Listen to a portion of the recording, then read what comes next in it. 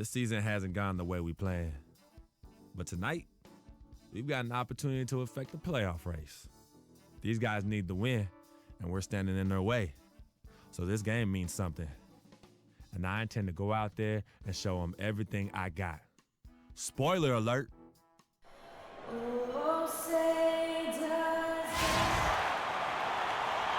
Welcome, everyone. Thanks for tuning in to 2K Sports for another edition of NBA basketball. Along with Greg Anthony.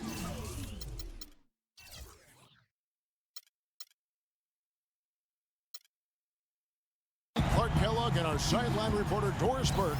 This is Kevin. It's over. Johnson comes in for Marcus Morris. Reggie Jackson's checked in for Meeks. And it's Kane in for Brandon Jennings. And the Hawks will go for a different look here. Splitter's checked in for Horford. Scott comes in for Paul Millsap. Hardaway's checked in for Cephalosha. And Dennis Schroeder subbed in for Jeff Teague. On the court right now for the Hawks, Dennis Schroeder is out there with Kyle Korver. Then it's Mike Scott. Then it's Splitter, and it's Hardaway in at the 3 spot. Justin Holiday's checked in for Atlanta. Andre Drummond is a big guy. At the NBA Draft Combine, he measured 7 feet tall with a 7'7" wingspan, and he tipped the scales at 280 pounds. That's a super heavyweight, my friend. So far, so good for them at the offensive end here in the early going. Yeah, the great field goal percentage to start exactly what they were hoping for. Schroeder kicks to Splitter. Played in with a nice touch off the glass. And on the topic of Andre Drummond, Greg, there are a few guys in the league who combine his kind of size with the type of athleticism he possesses. Fast up and down the floor, quick off his feet, even sports a little hang time. I mean, the guy's got a full package athletically. You talked about the raw physical tools. Then you factor in the 2 things as a big that I really value: great hands and quick feet. And he's got that going for him. So you can't go through him, you can't go around him, and you certainly can't go over him. I mean, what's left? We can only hope to contain him, as they say. Excellent use of the screen that time. You know, the defense has got to do a much better job of fighting over those screens. And, Greg, especially when the ball is in his hands. I mean, come on now. You know he doesn't miss too many open looks like that. There's the screen. Here's Kane. Cannot hit. So Atlanta will take it the other way. They defeated Indiana in their last game. And it goes back to what's been their strength, really, on the interior. From a defensive standpoint, they just defended the rim as well as you could. Yeah, I thought it was really impressive the way they did it, guys. They were alert, they were active, they were aware, and their reaction to shots was outstanding. And the one thing Tiago Splitter gives you every year, Clark, is consistency. The numbers, the effort, the results, all very familiar every year. Yeah, his game is really built on the intangibles. He hustles, he knows where he's supposed to be, he gets to the right spot at the right time, crashes the boards, takes charges. He does all the little stuff. Inside runner, and Johnson finishes off inside. And the offense has come together immediately. I mean, they're threatening to run away with this thing already. Greg, it's hard to imagine they'll stay this hot for 4 quarters, but if they even approximate that, watch out. Schroeder passes to Splitter. Can't get it to go. Good D by Drummond. Pistons leading by 19 points. Left side Jackson. The Pistons working the ball around now. Here's Kane. Drummond a screen. Shot clock at 6. Johnson for 3. That misses. Would have counted had it gone in. All right, ladies and gentlemen, here are the pilots. Let's give it up. And a chance now to hear from Paul Millsap talking about the confidence of his team. You know, our attitude approaching the game has been, you know, we can beat any team in this league. You know, if we work together and, you know, put everything into play, you know, we'll be all right. Greg, it's got to be more than just attitude, right? From the Pistons, an entirely new group now out there. And the Hawks will go for a different look here. Splitter's checked in for Millsap. Justin Holiday comes in for Cephalosha. Hardaway's checked in for Kyle Korver. And Dennis Schroeder subbed in for Jeff Teague. Kane in at point guard. Andre Drummond is out there with Aaron Baines. Then it's Jody Meeks, and it's Johnson in at the 3. That's the 5 on the floor for the Pistons. Freak kicks to Baines, and stolen by Splitter. That one's good, and the Piston lead is cut down to just 12 points on the bucket from Schroeder. There's that transition offense. Push the ball up the floor. The defense can't get set up, and you can get some easy hoops that way. And that steal made it possible. And if they can use a few more sequences just like that. Okay, well, let's check in with Doris Burke reporting from our sideline in this game. Doris, take it away. Well, Kev, Freak in the last matchup against the Wizards gave them a big boost. He had 6 points, and along with what he did on the offensive end, he also played some stellar defense as well. He was just too much to handle as he came off the bench to turn in a great outing, guys. They hope it continues. All right, Doris, well, guys, coming off a performance like that has got to have him supremely confident right now.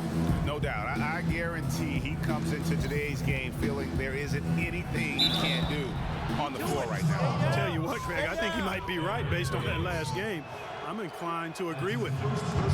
And guys, you hear about how the Hawks are the jokingly referred to as the Spurs of the East. It has to do with their coach, Mike Budenholzer, who's really brought that philosophy here to Atlanta. On for Coach Budenholzer, Greg, he did spend 19 years with the Spurs, so it makes a lot of sense. Clarkie won 4 titles during his time there in San Antonio. And Kevin, you can really see how he's adapted and brought the motion offense over to this team, and it worked well for the Hawks. Boy, he threw out some punishment with that two-hand throwdown. And Clark, now's the time to do it. Continue to attack that rim. Outside Holiday. Shoots from 12. And misses it off the right side of the rim. And they've got a big lead, not just on the scoreboard, but really in the rebounding numbers as well. And what I like about it, Greg, it's been a physical brand of basketball. It's had a little sandpaper element to it. Gritty and rough, but that's how you win games.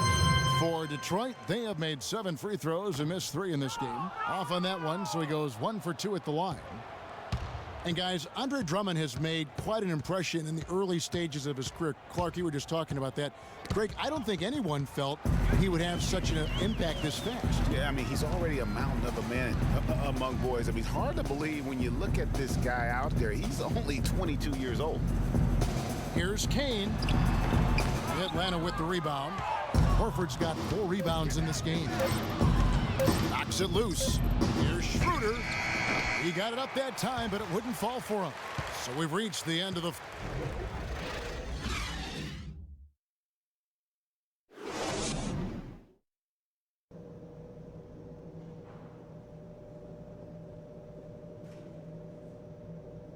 All right, ladies and gentlemen, here are the ballots. Now it's been a one-sided affair.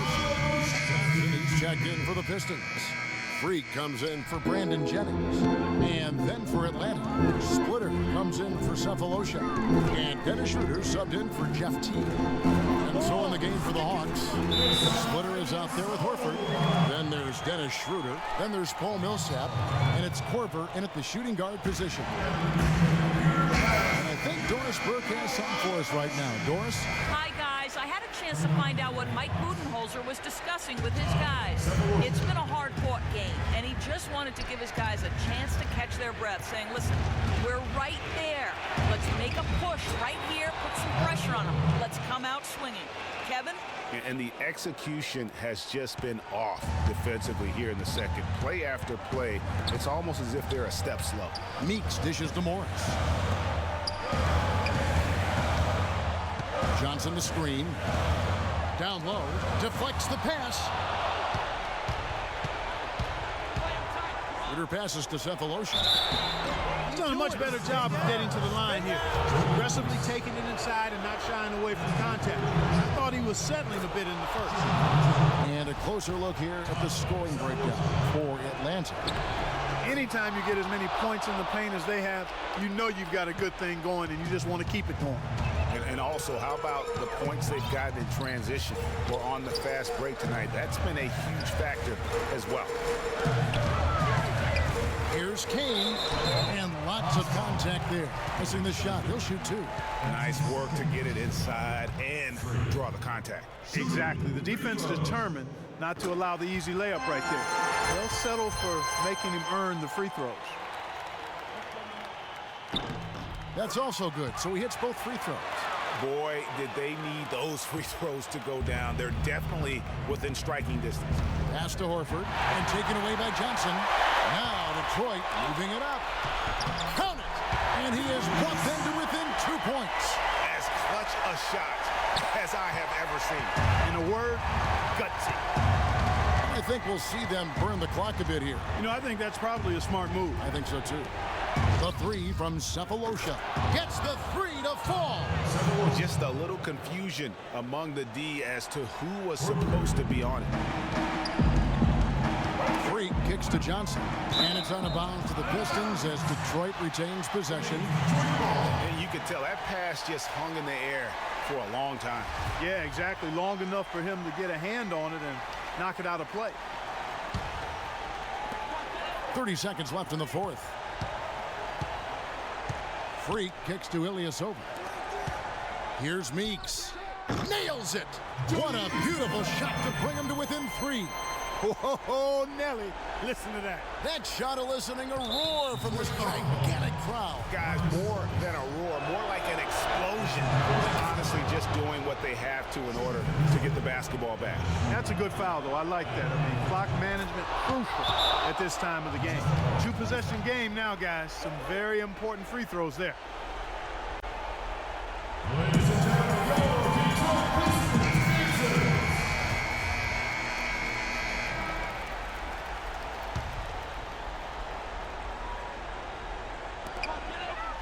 Morris outside. Here's Kane. Rebounded by Cephalosha.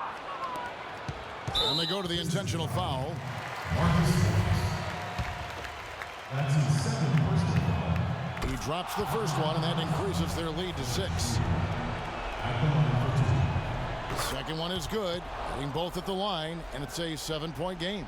Perfectly done at the stripe there. That brings their lead up to an even more comfortable level.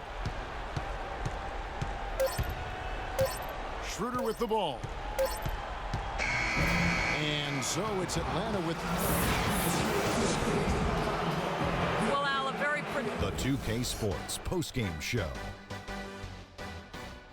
And Ernie Johnson here again. No matter what they threw at him during the second half, it seemed like... And that'll do it for...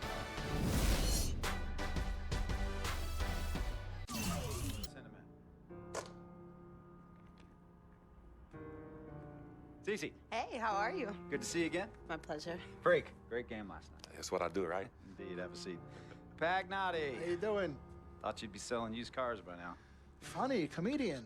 I thought you would have invested in some new clothes, being a team owner and all. I see you still rocking that Goodwill look. Freak, what are you hanging around with this guy for? You know he's bad company, right? Got no choice. He helps me pay the bills. Plus, our mother loves him. Thank you all for coming by on such short notice. You're welcome. So you know why we're here, right? Not really. You want to negotiate an extension for Freak, right? Well, since you mentioned it, your client is quickly becoming a liability for this organization. We've already put a plan in place that's going to address all your concerns and issues. Let me finish. Thank you. Myself, the front office, and the coaches are not satisfied with the adjustments you've made in your life off the court. I personally warned you about the company you keep, and we're fed up with the late nights and showing up late to shoot-arounds and the bad press and the incident at the nightclub. I told you Vic was going to be your downfall, and I was right. Something has to change now, or we're not going to need your services any longer. If this is about that Twitter stuff, Vic was playing.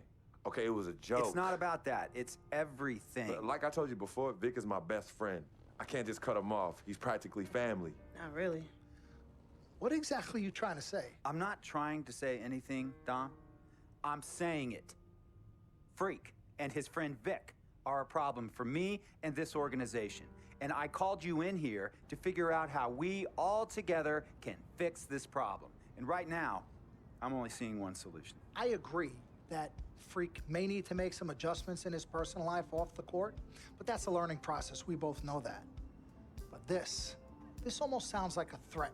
And Dom Pagnotti doesn't take too kindly to threats. Is this a threat? Call it what you will. We all know that Vic is a problem. The only person who doesn't seem to realize that is my brother.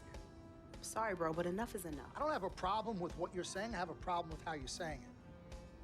Now, I know we can come to some understanding without all the ultimatums or threats. Can we all come to a understanding, a compromise? No, no more compromises. I already warned Freak. I told you. Don't be a hero. Cut that zero. It's cut Vic loose, or we trade Freak. It's that simple. Fine, we'll go sign with another team. Good luck with that, Pagnotti. Because of Vic, Freak's reputation precedes him. No, because of Freak's God-given talent, his reputation precedes him. Everybody's been talking. Dom, you know how this works. This is not about you and me and our history. This is about your client. Help him. You talking as if I'm invisible. You talking around me, about me, but not to me. Vic has always had my back. And I've given this team everything I got. I practice hard. I play hard. Yeah, some nights I got it, some nights I don't. Some days I might even show up a little late to shoot-arounds. But every time I'm on that call, I've always given my best. And I see how it is, though. I mean, us players got to be loyal to you, but you don't have to be loyal to us players. Try to give me some father and son talk, talking about how you love your players and how you look up for them. Come on, man. You trying to cut me off like you cut off Izzy. Don't you have people loyal to you no matter what? People you can't cut off? Well, that's me and Vic. Vic and me. Y'all insist, really. They could tell me stop hanging with Vic. What makes you think they won't tell me stop talking to you? You remember in 7th grade, some guys were trying to jump me over some girl. Vic was the one to get some friends just to walk me home. And when they came, we went at it, but I wasn't alone. When I got my scholarship, it was Vic who put the word on the streets that nobody should mess with me because I had a future. Vic was protecting me. And sir, I know Vic is crazy. But before all the hype and the lights, media, fans, it was just me and Vic. He's always been there. I mean, if y'all don't like that, I don't know what to say. It hurts me to say this, but I see his point. What you don't understand is that the league doesn't have your back anymore. Not like they used to. They try, but it's too much. Social media has changed everything. And this last incident with Vic, that was the final straw. It was a joke. That wasn't funny. You know it wasn't a joke.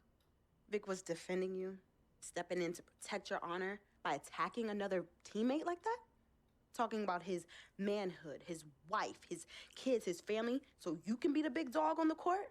That's uncalled for. And they all know your relationship with Vic, so they think it's coming from you. But that's the media blowing everything out of proportion as usual. It's not just the media. He's attacking other players, other teams. He's out of control. Vic just doesn't know how to behave. We got guys on our squad who don't want to be here because of that beef. There is no place for that kind of inappropriate behavior in this league. If you can't trust your teammates, who can you trust? What Vic is doing isn't right. He's bringing you down, and people can see it. I see how all the other players are looking at you. Oh, it's not cool. It's not cool at all. What, don't talk to him? Don't hang with him? You do what you got to do. That's your call. But let me tell you this. You asked me if I had friends that I couldn't cut off? Yeah, I did for a while. Friends, business partners, girlfriends, wives, family that I thought I couldn't cut off. But I learned that sometimes you got to make the hard decisions. I mean, some of these people, they were just bad for me. They were bringing me down. They weren't making me better. They were good for the time that they were there, but I grew up, not in age and maturity, but in mind and spirit. I was ready for the next level in my life. And I'll be honest with you, I've been on the receiving end of that. I've been cut off before myself, and yeah, it hurt at the time. But looking back, they were doing the right thing for me. Just don't tell my ex-wife that, Pagnotti. So what's the next move? The next move is Freak's. It always has been. Question is he ready and willing to do what needs to be done?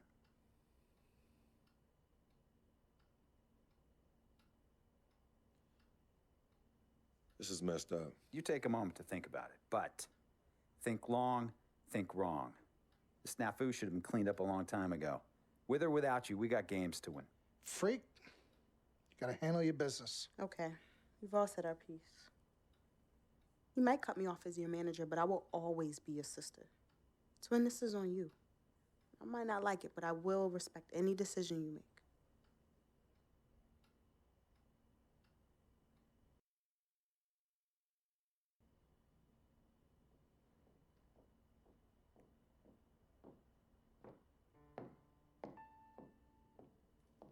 Yvette, please.